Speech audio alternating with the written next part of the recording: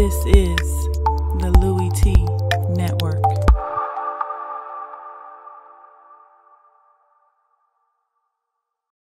I'm ready for some football. I don't know about you. Who else could it be but your man Louie? Yeah. Overtime! So we head to overtime. Who else could it be? Me, your me, Louie T. Welcome to Monday Night Football Overtime. NFC North family business. If these two teams say they ain't did it, then they ain't did it. But if they did, well, that's family business. Detroit Lions at Green Bay taking on the Packers. Week 9 coming to a close. And sometimes, I'm not gonna lie to you, I can suffer from smartest guy in the room syndrome. You know how that goes when you think you know something that no one else knows. You think you're unearthing some kind of secret. You think you know something, but you really don't know anything. Had a little bit of that this week. Some of it was justified, some of it wasn't.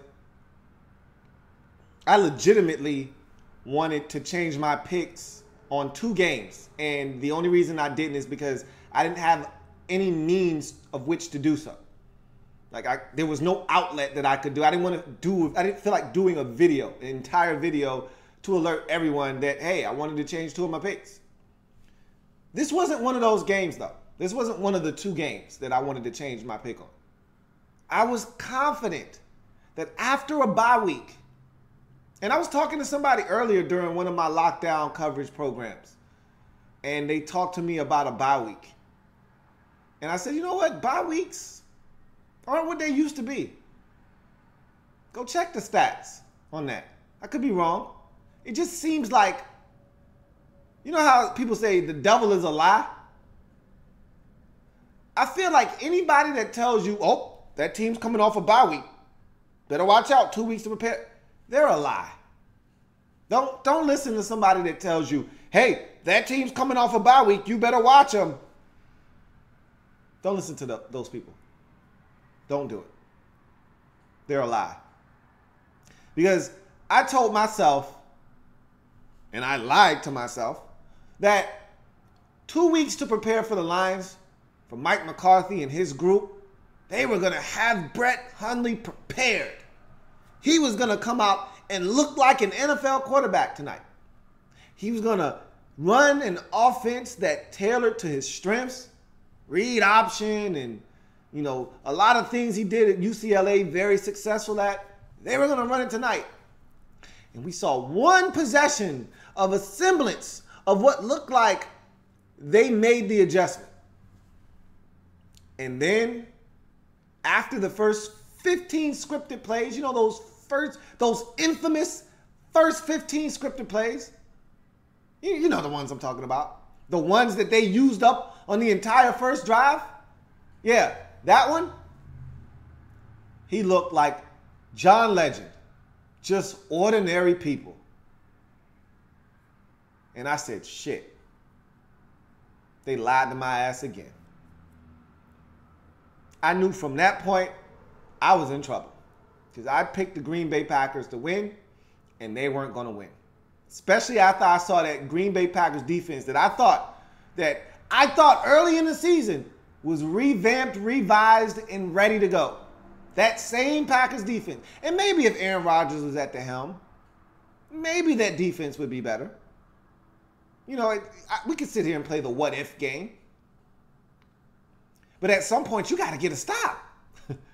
At some point, you have to tell the other team no. And I know the hardest word in the English language to master is the word no. Many people have tried, many have failed. Everyone loves the word yes, but few have mastered the word no. Because it's hard to look another person straight in the eyes, especially people you care about, and tell them no. And that's what happened tonight. The Packers looked at the Detroit Lions and they said, man, they're a family member and we've treated them badly here at Lambeau for over 25 years. We've treated them poorly. How can we tell them no? No, you can't have a first down. It's 3rd and 13. No. You have to punt. No. You don't get a personal foul here that extends the drive. No. You don't get to throw a screen against an all-out blitz for 45 yards. No. You don't get to throw the golden tape underneath and watch him pick apart the Packers defense. No. You don't get to throw it to Marvin Jones again for another goddamn touchdown. No. How could they tell them no? No. You don't have to punt tonight. They didn't know how to say no. And sometimes no is a hard word to use. But sometimes it has to be used.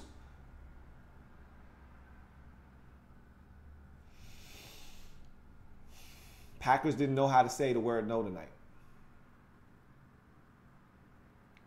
Especially on defense.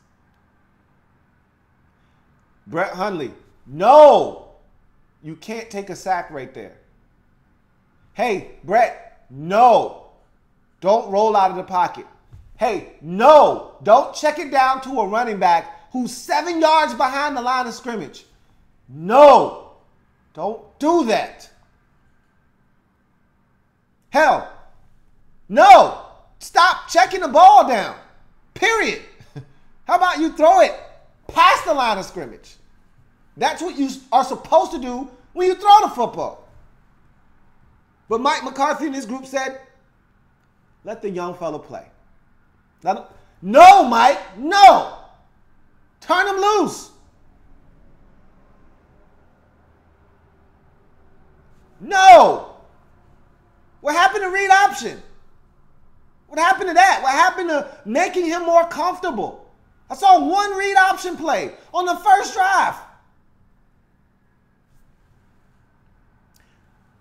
You know what? To hell with the Packers. They lost this game. I've already spent more time than I should have on a team that only scored 17 points tonight, and most of that came in garbage time. Let's talk about the team that actually scored 30 and won and looked damn impressive in doing so. How about we do that? Both of these teams lead the game at 4-4. But boy, do they look vastly different at 4-4. Now, granted, the Lions just snapped a 3-game losing streak. Let's not act as if they've won 3 out of their last 4 and been impressive in doing so. They just snapped a 3-game losing streak their damn self. So it's not like they're going in totally opposite directions. The difference in the game started at a damn near 10-year vet in Matthew Stafford going up against damn near rookie in Brett Hundley. That's where the differences started. But then it spread itself throughout the defense because at least the Lions defensively could get off the field. The Packers, however, could not. And it started early after a boneheaded penalty by Mike Daniels in which John Gruden talked about how it wasn't a penalty. Hey, he headbutted the guy for no reason. Could they have kept the flag in their pockets? Yeah, probably. But is it a damn penalty? Sure it is. The hell are you jumping up and headbutting somebody for? On 3rd and 13, no less. Stupid. That's what dumb teams do. And without Aaron Rodgers, the Packers are just another team in this league. And that's the value of a franchise quarterback. That's what I've been trying to tell Redskins fans for the longest time. Without Andrew Luck, the Colts are just another team in this league. Without Aaron Rodgers, the Green Bay Packers are just another team in this league. And you take away any franchise quarterback you like, Go ahead, pick one. Name one. Without Derek Carr for a couple of games, the Raiders were just another team in this league. They don't beat the Miami Dolphins last night without Derek Carr.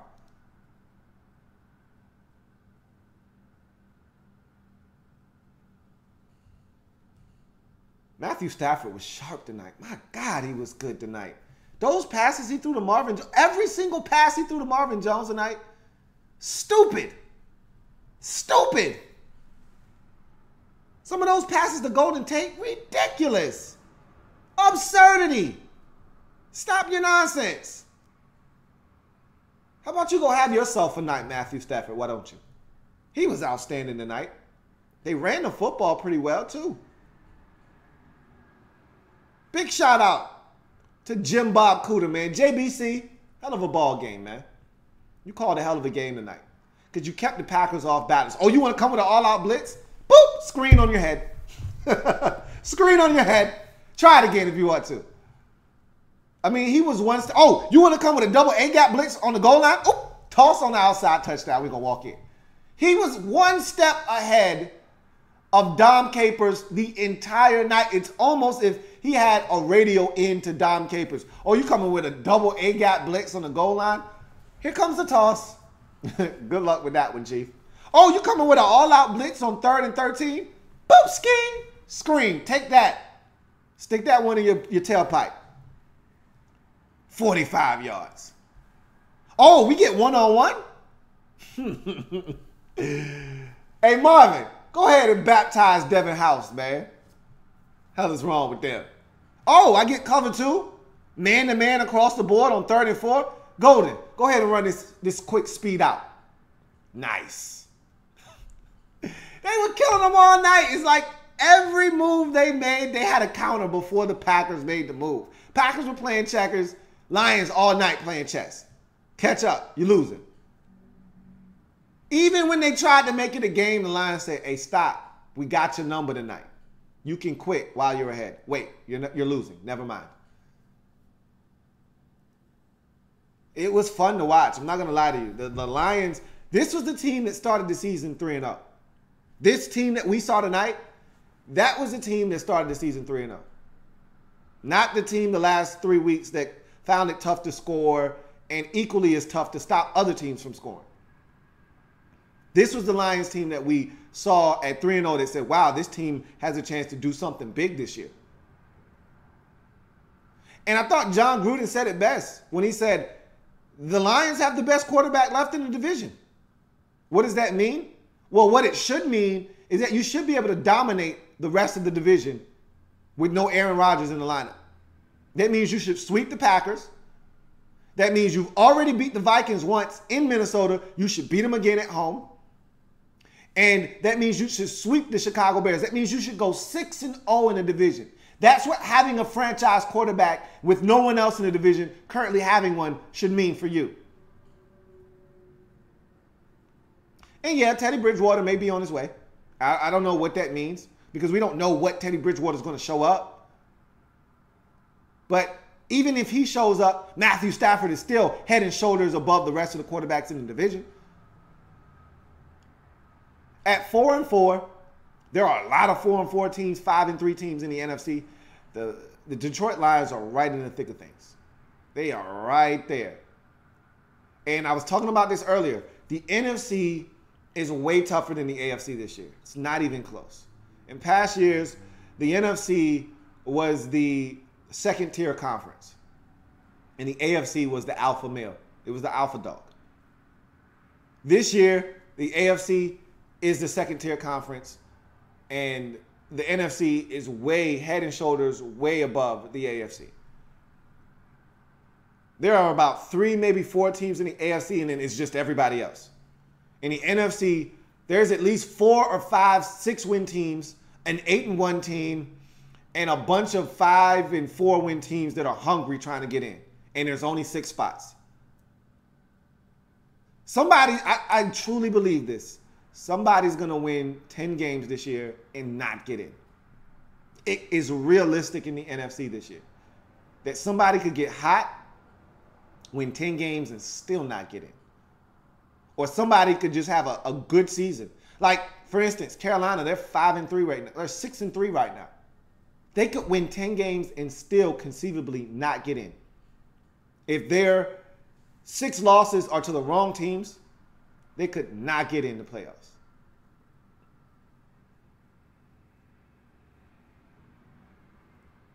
It's conceivable. I mean, it's crazy. But in any event, NFC is wide open. But it's uber competitive. And if you're going to try to make a move, now's the time. Don't wait till the end of the season and think you can win 4 out of your final 5 games or go on a 4-game winning streak and try to backdoor your way in. This is not the year to do that in the NFC. If you're going to make a power move, now's the time to do it. Right before Thanksgiving. Don't wait till after Thanksgiving and try to win all your games in December and make a final push and get in. Because unlike last year where you went like 9-7 and got in, the backdoor of the playoffs, I don't think that's happening this year. Too many teams starving for a playoff berth. Nobody wanted in last year, and so you got in by default if you're Detroit. This year, I don't think that's going to be the case. So, this is a big win for them. They needed to find a way to go on the road and get it, and they dominated, too. This wasn't even close. The score doesn't do this game any justice, because they thoroughly dominated the Green Bay Packers in this game. They did not punt the entire night. I mean, they dominated them. Matthew Stafford threw for over 300 yards, and it looked effortless. It looked effortless. I don't think he was sacked all night. Hell, I don't even think he was really ever pressured. He may have hit the turf once or twice, but I don't really think he was pressured at all tonight.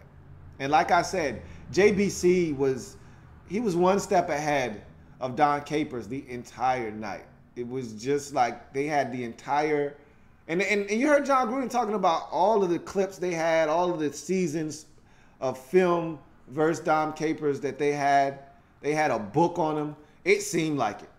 I'm not going to lie to you. It seemed like they were ahead of the Packers at least a step, possibly 2, on every single move they made. Oh, saw that blitz back in 2014. Let's run the toss.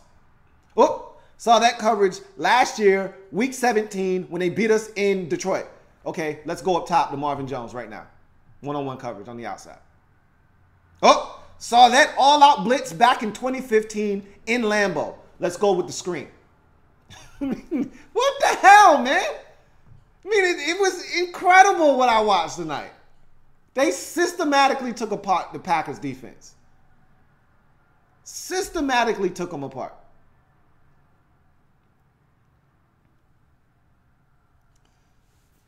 Welcome to the show.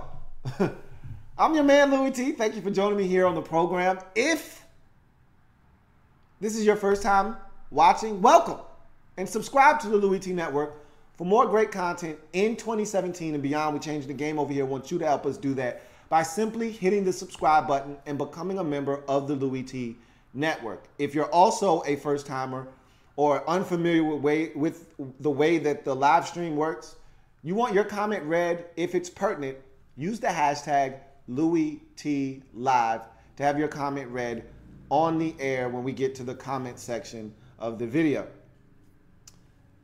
I've got a number of social media platforms. They're right there in the corner, with the exception of Instagram, that can have you closer to this program, allow you to be in sync with this program, know when I'm going live so that you can join the discussion. And so you want to be in tune to this program, you need to be in tune to my social media platforms. Twitter and YouTube are going to be your 2 most vital tools for that. Turn those notifications on. The links to those different social media platforms down in the description below. Also down in the description is how you can donate to the Louie T Network via Patreon and PayPal. Those are your 2 outlets that you can use to donate. Patreon is a little bit more unique because I just did a video telling you how you can get exclusive content here on the Louie T Network via Patreon if you are to donate. And so the link to that video down below in the links to both of those ways to donate also down in the description below this and every single video that I do. So check that out. If you can donate to this channel, please, by all means, do so. Let's get to this breakdown, shall we? We'll start with the Lions. And I've pretty much said my feelings on this game. I thought they were outstanding. They were flawless on the night offensively, which allowed them to put up 30 and dominate this game en route to a 30-17 victory to get back to 500 on the season and snap the 4-game losing streak that they were on coming into this game after starting the season off. What they start the season? 3-0, right? Was it 2-0? They started the season off 3-1. They had lost 3 straight because they lost to the Atlanta Falcons in week 3. That was a matchup of 2-0 teams. That was a big one, and they lost on the whole Golden Tate knee down 10-second runoff. So started the season off 3-1, and then lost 3 straight to get to 3-4, and now, voila, they snapped that streak. They're back to 500, and what was a masterful performance on really both sides of the football. I thought the offense was just one step, possibly upwards of 2 or 3 steps ahead of the Green Bay Packers on the entire night. Matthew Stafford, you can't really throw the football much better than he did tonight. And we can go ahead and christen Marvin Jones Jr. or the third. I think he's a junior.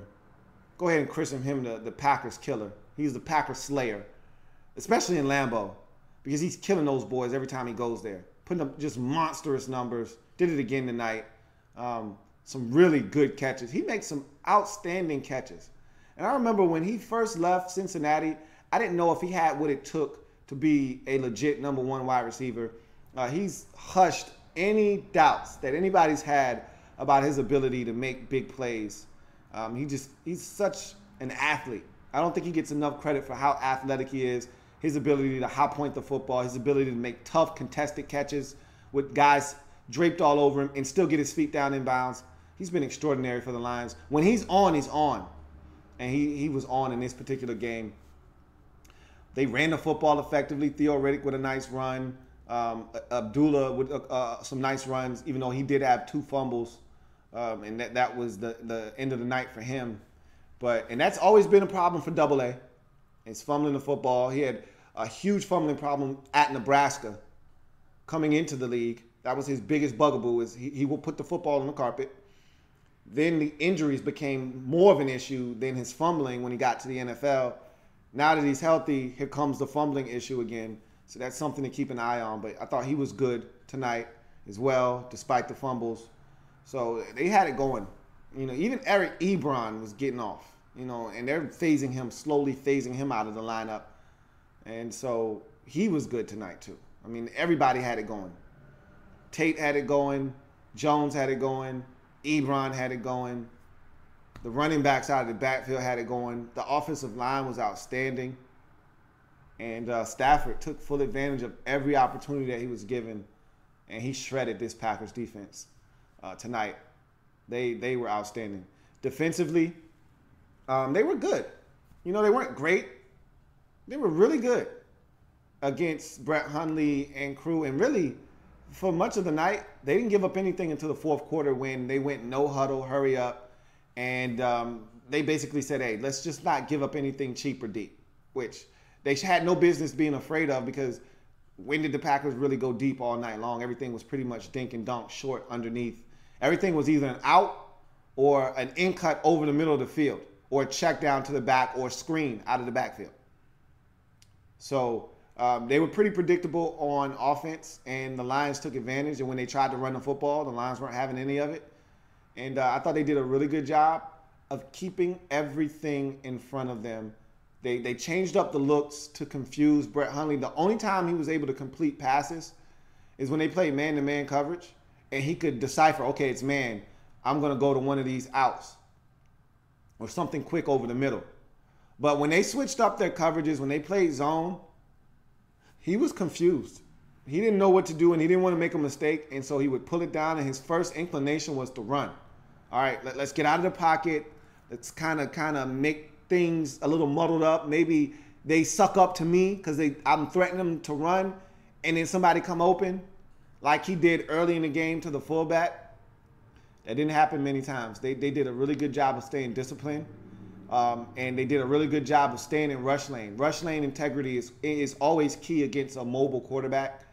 And they did a really good job of looping back around. They come up the field, loop back around, close up those lanes. Don't allow this guy to escape for 15 yards on 2nd and 10, 2nd and 12, 2nd and 8. Don't allow him to escape out of the back door and get yards with his legs. He wants to, and I thought that's one of the things that I thought the Packers would do was allow him to help himself by using his legs, and they really didn't do that tonight. And that was pretty disappointing, but we'll get to that when we get to Green Bay. This defense is much better when Jarrett Davis is in the lineup, and we saw him miss some games earlier in the season. They weren't the same group. When he plays, they play a lot better. And so they've got some talent on that defense. Want to see them get more pressure. They talked about both teams in this game. Need to get more pressure on the quarterback. And the Lions specifically, because the Packers aren't going anywhere but home this year. That's what this game said to me. This game was very definitive for me in my thought process. I talked about it earlier on one of my lockdown coverage shows that this game, and I talked about it during my winners and losers segment when I gave my picks, this game was going to tell me a lot about the Green Bay Packers this season.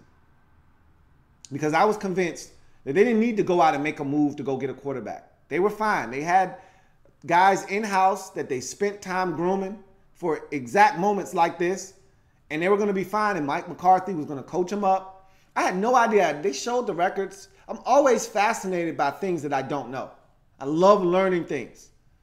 And I've lived it, but it's easy to forget because of all the good things we've seen Aaron Rodgers do. But I've lived through all the Aaron Rodgers, all the Brett Favre years in Green Bay. And when those guys miss games, Brett Favre never missed games. So really, in all of his time in Green Bay, that being Mike McCarthy, when Aaron Rodgers has gotten hurt, he's had to play various quarterbacks. And he's never won, except with Matt Flynn. That's the only one. Seneca Wallace, the kid from Wisconsin, all of these other bums, now Brett Hundley. He's never won a game with any of these guys. It's like 0-4-1 with these quarterbacks. Except Matt Flynn, I think he's like 4-4 with Matt Flynn. Without Aaron Rodgers and without Brett Favre. He's like 0-4-1. If you want to count Matt Flynn's 4-4, he's 4-8-1, I think, now.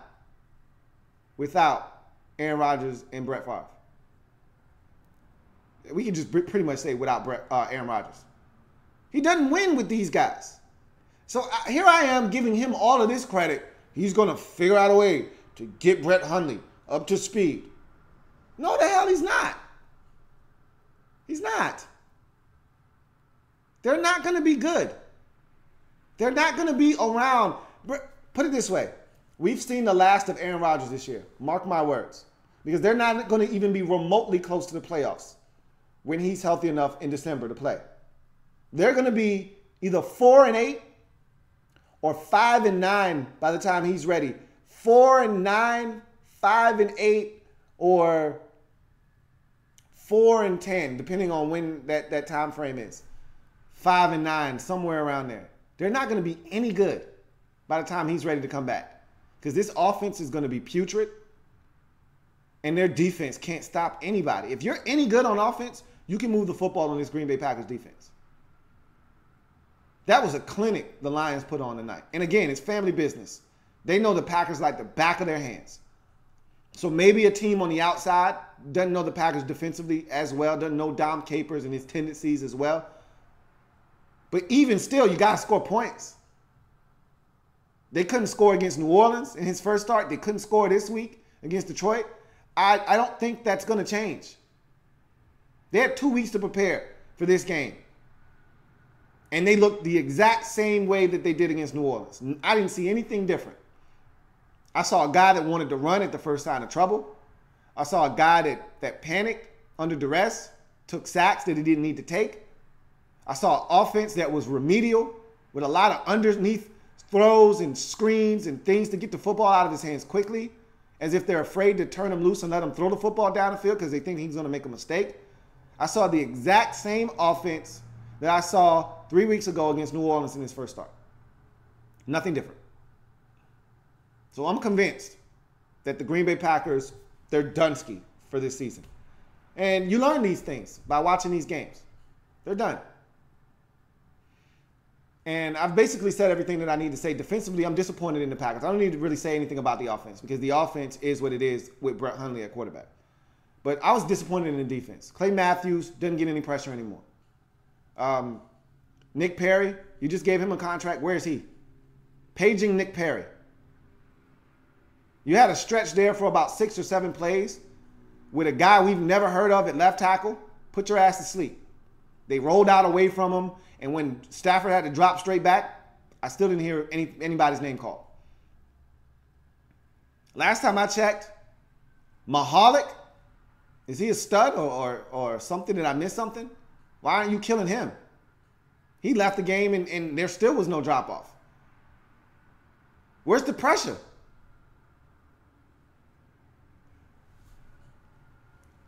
And I can't understand for the life. How many corners are you going to draft before you fix the cornerback position?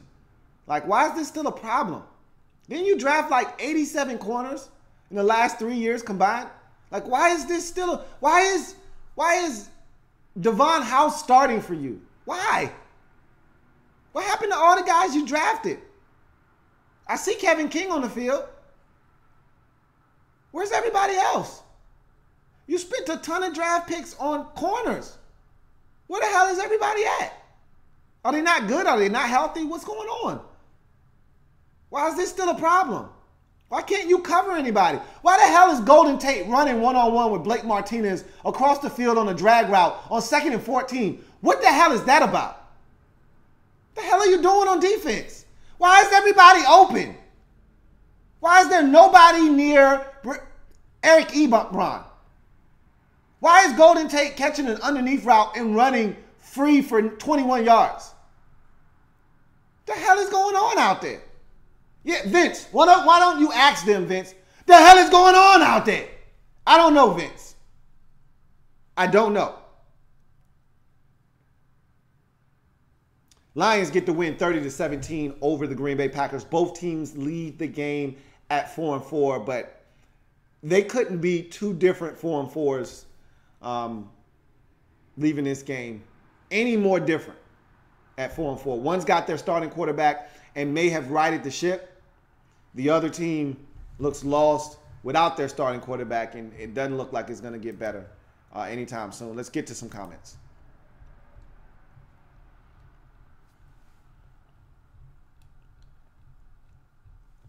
All right.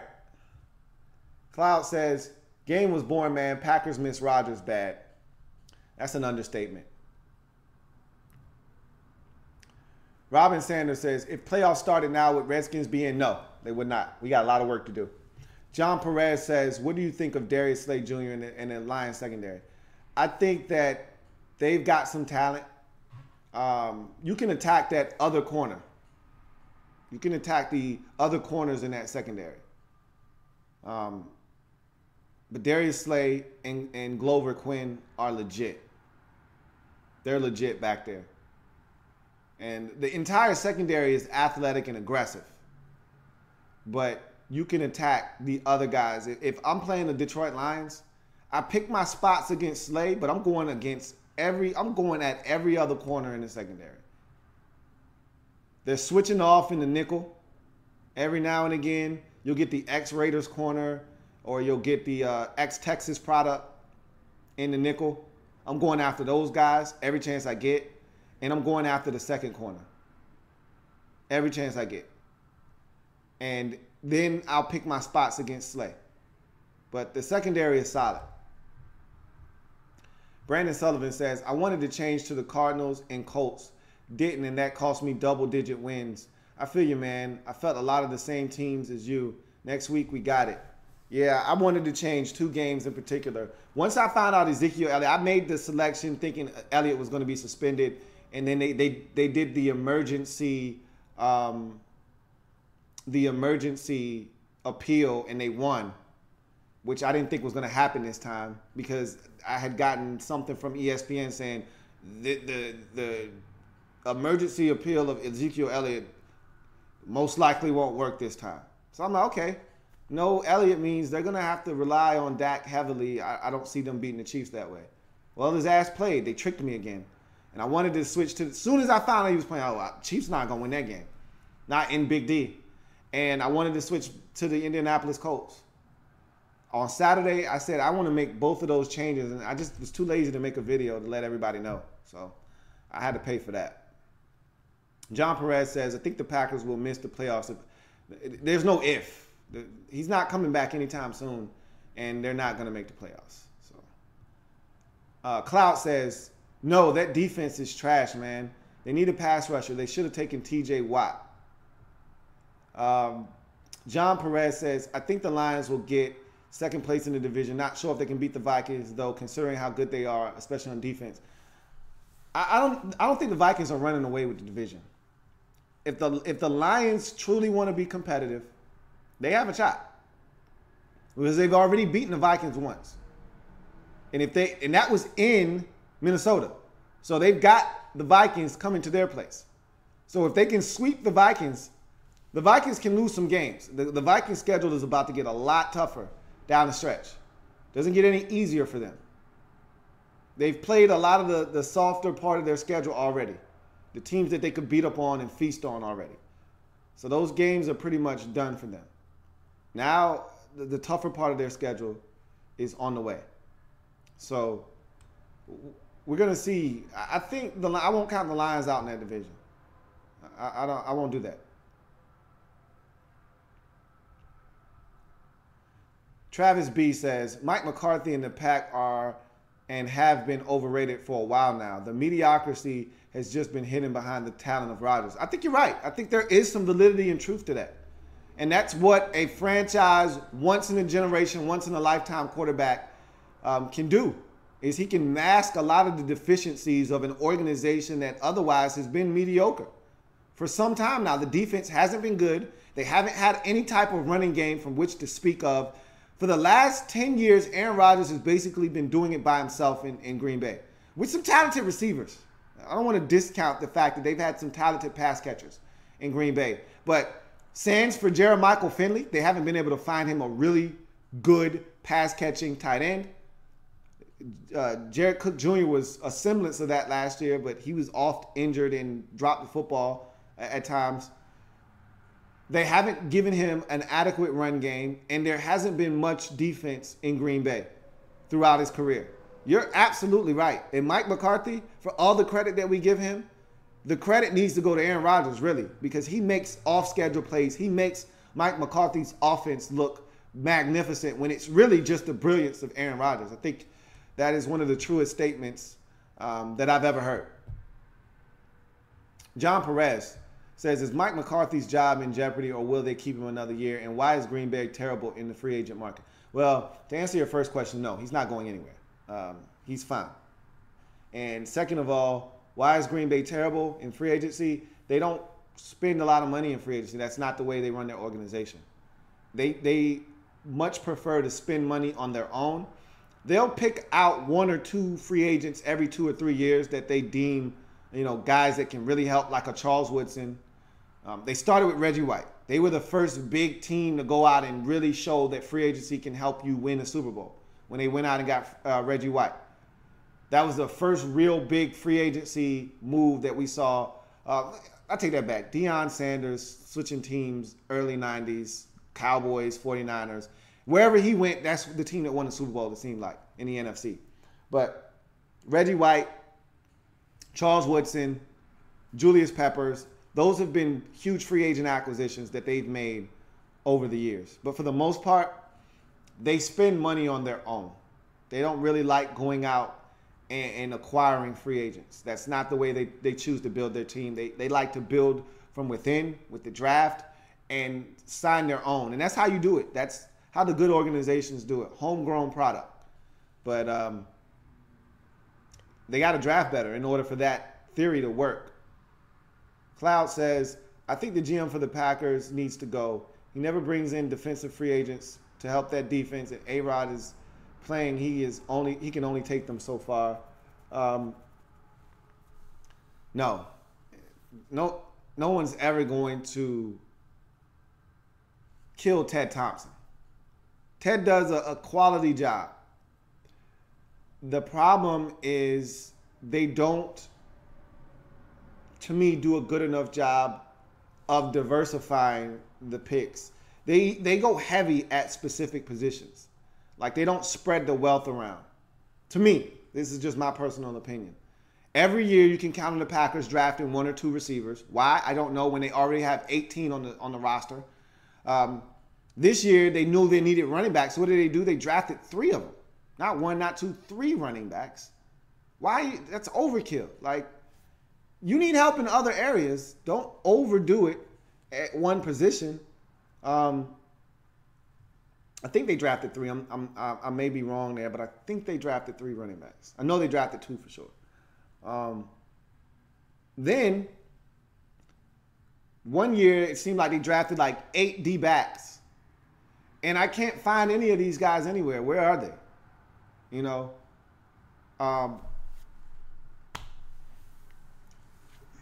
It just seems like they need to spread the wealth around. Like, you know, they need to go after a pure premier pass rusher.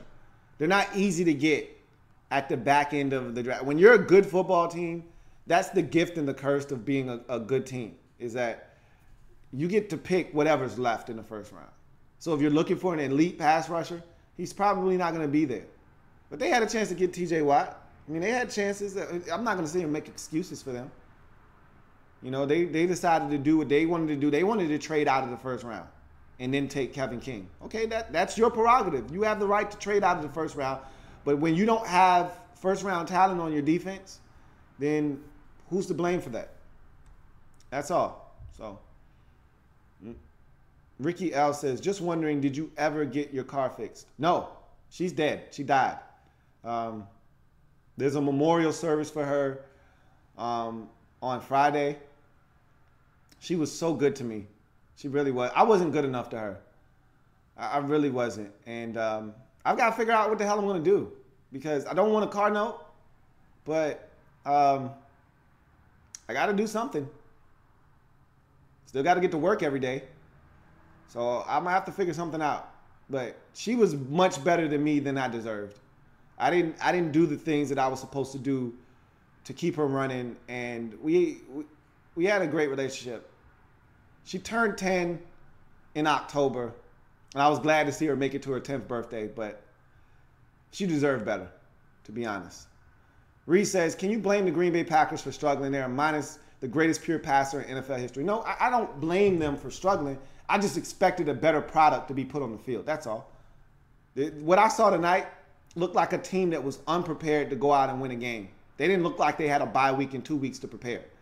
They looked like they were on a short week, and they came out and they just found out Aaron Rodgers wasn't playing yesterday, and so they were scrambling their papers, shuffling their papers, as a wise man once told me, shuffling their papers all over the place, trying to figure out how the hell they were going to field a credible team on Monday. That's what it looked like. They found out 2 days ago Aaron Rodgers wasn't going to play in this game. That's what it looked like. They were ill-prepared. Reese says, Marvin Jones was in Cincy. Every time he'd start to gain momentum, he'd get injured. Just had bad luck. He found a nice situation for himself. I really like Marvin Jones Jr., man. He's a really good football player. Reese says, so Mike Evans got suspended, but A.J. Green didn't. Hashtag the heck. I told you, the NFL makes no sense sometimes. And I think the reason why they did that is because A.J. and Jalen Ramsey got thrown out of their respective games. So they probably look at it, and that's why I said I didn't think they were going to get suspended. But I figured if Mike didn't get thrown out of his game, then he wasn't going to get suspended. But the NFL probably told the officials in that game, hey, look, you should have thrown his ass out. And because you did it, we're going to suspend him now. So I think that's probably why he got suspended, if I had to guess. That's my theory on that, my rationale. Reese says, I thought Winston could sneak past the Fitzpatrick curse. The curse makes no exceptions. There's no escape. Not even famous Jameis is safe. I tried to warn you. I hate that it had to be him, but if you sign Ryan Fitzpatrick, your starting quarterback is doomed. John Perez says, did the Lions save Jim Caldwell's job with this win? Well, no. Remember, he just got a new contract extension 3 weeks ago. When they started the season off 3-1, they won that last game before this 3-game losing streak. I think, matter of fact, after the Monday night game in week 2, after they beat the Giants, he got a contract extension that night. He was already safe. He wasn't going anywhere. Reese says, wasn't Matt Flynn's 6-touchdown game against the Lions? I think it was. It might have been in the snow in like week 16, week 17, a game that was at the end of the season that was meaningless, something like that. I think it was. Let's see now. Reese said, Matt Stafford was splendid, Lou. It would be nice to see him do this against upper echelon teams. It would be. It'll be pretty interesting to see, because I think he's healthy again, because there was a little bit of a stretch there in the season where you could tell he was banged up. That bye week came at a great time for him and the Lions. I want to see if he can take it to that next level. It would be nice.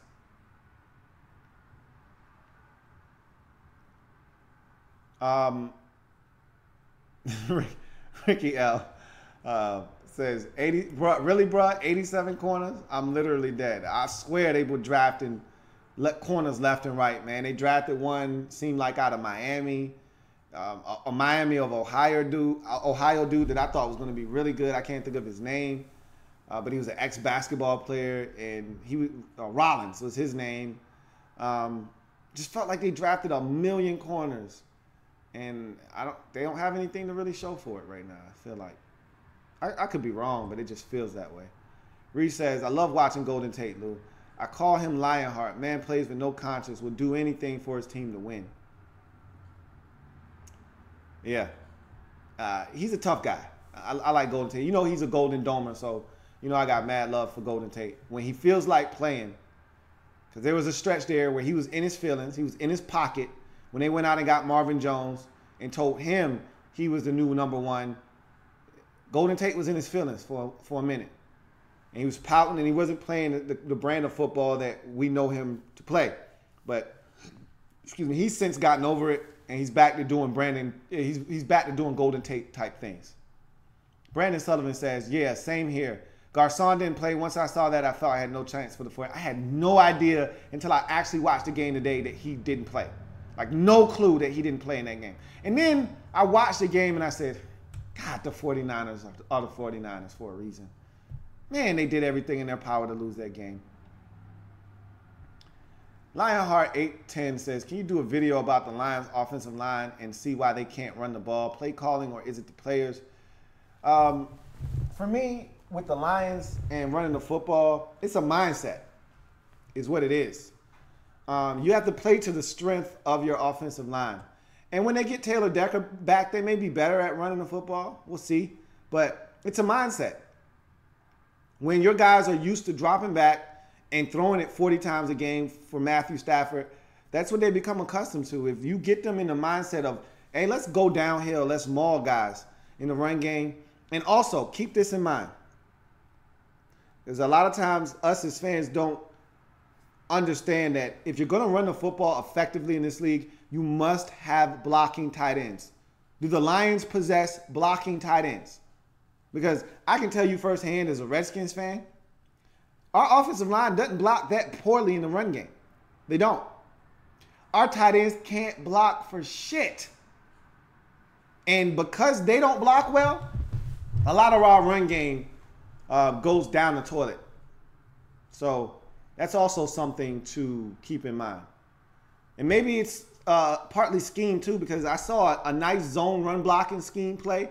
The one where you were able to pop it big for, I want to say it was one of the first runs of the third quarter for Theo Riddick, another Golden Domer who I love. That was zone run blocking scheme. And they created a nice gap there. And that might be more of what they need to do. You know, less of power, more of zone run blocking scheme, stretching it out, allowing these backs to stick their foot in the ground, make one cut and go much faster than slow. So it's probably a mixture of everything. I thought JBC did a good job of calling the game tonight, though. Harbaugh the GOAT says, Rodgers getting old, roster is mediocre, Detroit and Minnesota also getting better. Green Bay is over. I won't go that far because if Rodgers was healthy, they'd be right in the mix. They'd be 6-2 right now and right atop that division along with Minnesota. So, sounds good, but I'm not buying what you're selling. Ricky L says, isn't he only 33? Brady's still balling at 40. A-Rod will play 5+ seasons. If he stays healthy, he may play even more than that. I mean, I'm not buying with that, what Harbaugh is selling over there. See what we got. Buffalo pregame says, wow, Brett Hundley is definitely not the answer. Sorry about the card. 10 years is a long time for a card. I've never gotten past 5 years. Yeah, man. She deserved better. And, yeah, to answer your first comment, yeah, Brett Hundley isn't the answer. I'm really disappointed, which I shouldn't be because I was never a Brett Hundley fan. Hey, coming out of UCLA, I thought that he was a career backup at best.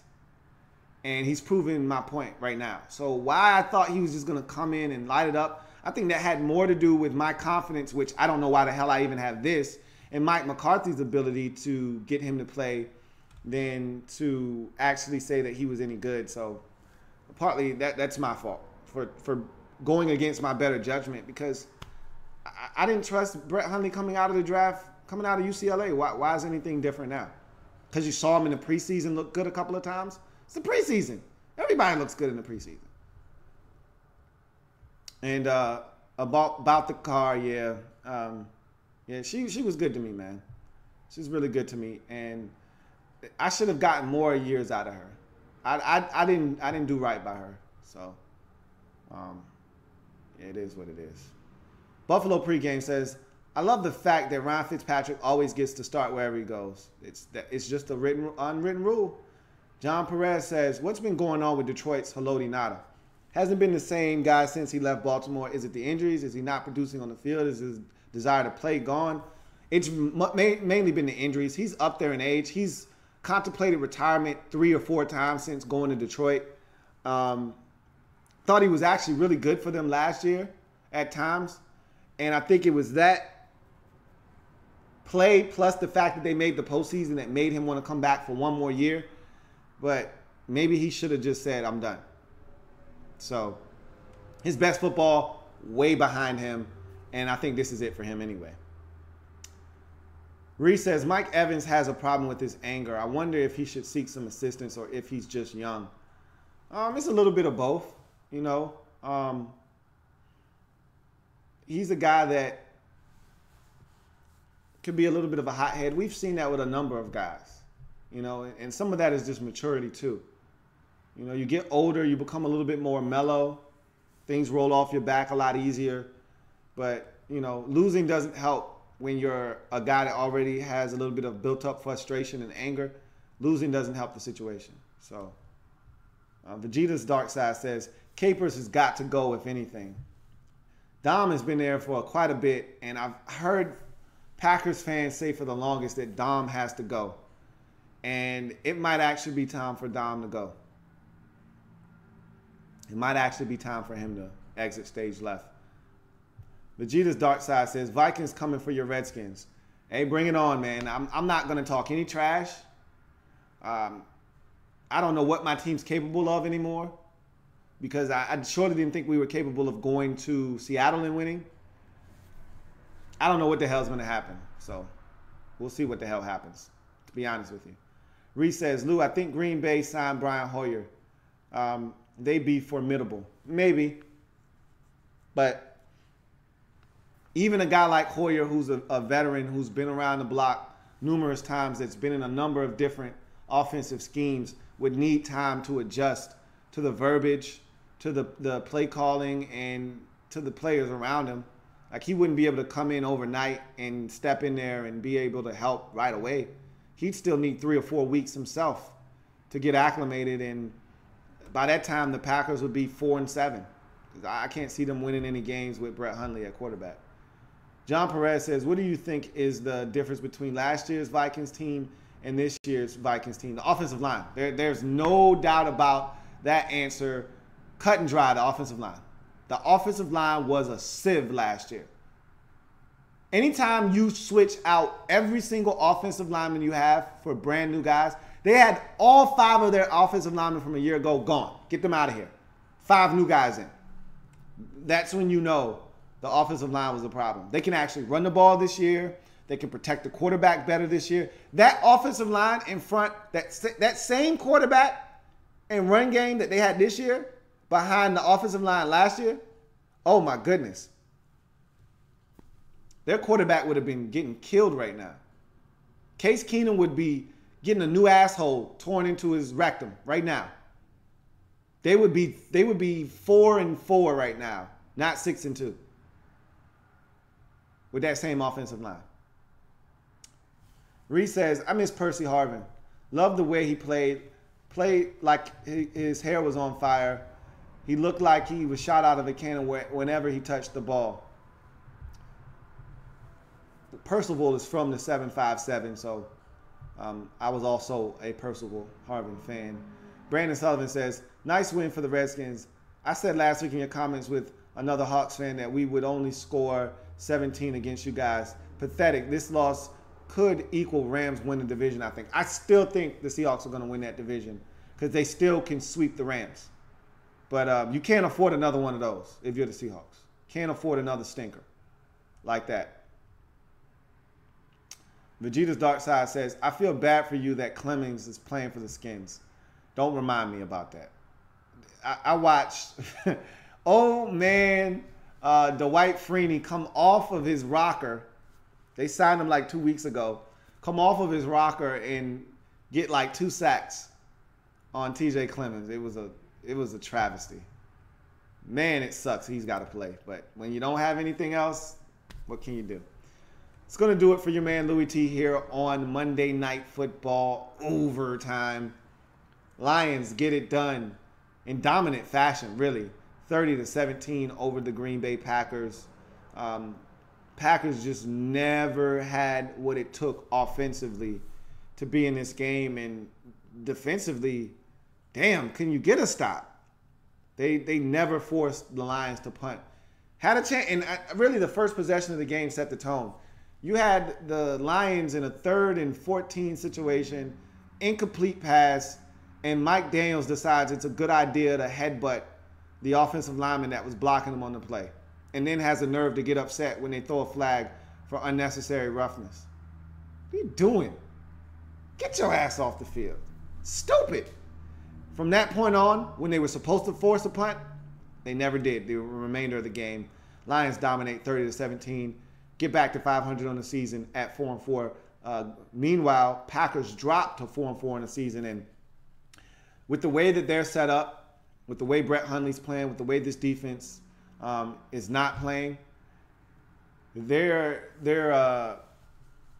heading for a downward spiral this season. I could easily see this Packers team having one of the worst seasons they've had under Mike McCarthy since he's taken over as Packers head coach. There's no savior in sight. There's no Matt Flynn to come in and battle and keep you in ball games. You got Brett Hundley, and you got like Joe Calzaghe. Good luck. You're going to need it. In any event, I'm your man, Louie T. Thank you for joining me on the program. If it happens in the National Football League, whether big or small, we cover it all here on the Louie T Network. Come back and join me as I continue to break down anything and everything in the National Football League. Come back and join me tomorrow for the Redskins Report. And live, big win versus the Seahawks. Now the Redskins have to turn their attention to a home date versus the Minnesota Vikings, coming off of a bye week. Maybe we'll get Teddy Bridgewater. Maybe we won't. But at this point, I don't care. I really don't. I actually probably would prefer to see Teddy. He's got to be rusty, right? Right? He's got to be rusty. Got to have at least a week or two to shake the rust off, right? Like, you can't simulate real game action. They're not hitting him in practice. Got to think there's going to be some nerves. There's going to be a little bit of rust. So I wouldn't mind being the guinea pig to test out Teddy Bridgewater. Maybe he comes in and blazes us. Maybe he comes in and he stinks because he's got to shake the rust off. I don't know.